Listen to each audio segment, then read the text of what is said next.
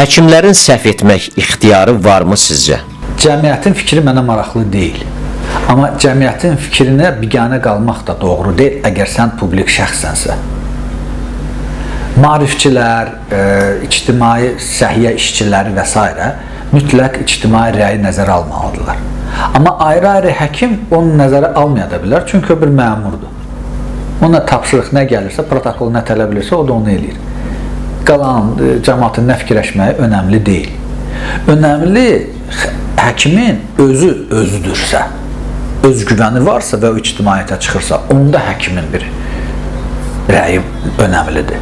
Amma həkim biorobotdursa, onun heç bir fikri heç kimə maraqlı deyil. Və həkimin səhvini, biorobotun səhvini yuxarı instansiyalar təyin edir. Yalnız ictimaiyyətlə birbaşa işləyən həkimin səhvini ictimaiyyət deyə bilər. Səhv edən həkimi linç etmə mədəniyyəti sizcə bizi hara aparır? Birinci növbədən ondan başlamalıyıq ki, həkimliyə biznes kimi baxmayaq. Burada uğur və uğursuzluq axmaq bir anlayışdır.